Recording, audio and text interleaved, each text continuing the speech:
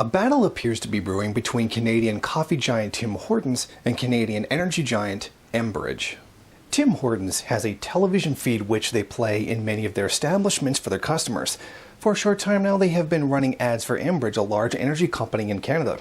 However, a petition was started at someofus.org that demanded that the coffee giant remove the ads, calling them shills.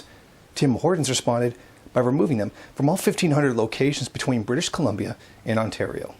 A woman representing the petition has spoken to Evan Solomon on CBC's program Power and Politics. Enbridge has in the past failed to obtain social license from Canadians from First Nations, from impacted and potentially affected communities, and are trying to kind of latch onto a brand with that credibility. Enbridge and several Alberta Wild Rose politicians have taken to public media to say that they are disappointed in Tim Hortons' decision. Meanwhile, as this happened, the hashtag Boycott Tim Hortons just mysteriously appeared out of nowhere. A small protest appeared outside of a Tim Hortons location in Calgary. Few Albertans have taken to the streets to demand that the ads be reinstated. The group is led by notorious Enbridge shill and controversial journalist Ezra Levant. They lambast the company for supposedly destroying Canadian jobs. For those who are unfamiliar with the oil situation in Alberta, let me make it brief. There is a battle between Chinese and Canadian companies over access to Alberta tar sands.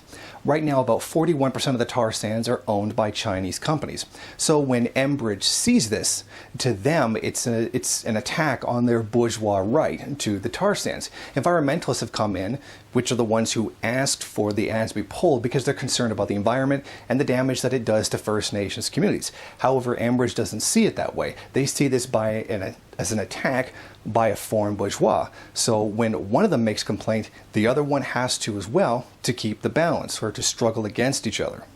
What's going on here is Tim Hortons is stuck in the middle of oil politics. As one side makes a demand of them, the other is going to make one as well.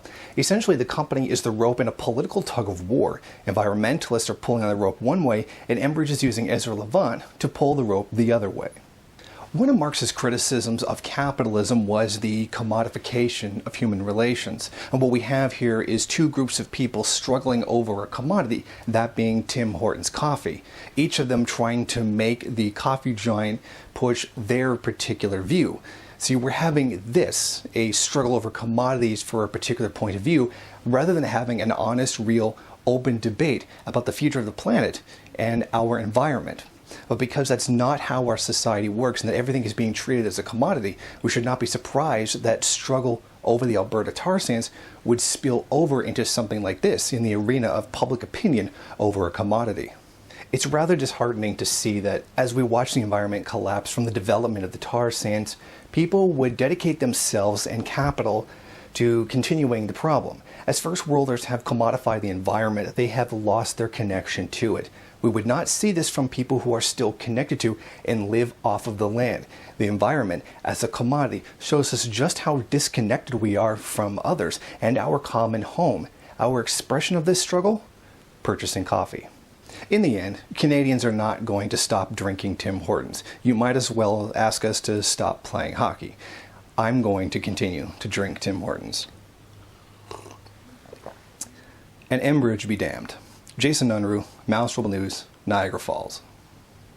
If you like this video and you'd like to see more of them, then head over to my Patreon page and show your support. Or you can go to the MRN bookstore and check out some of the latest books available. Don't forget to rate, comment, subscribe, and share on various social media.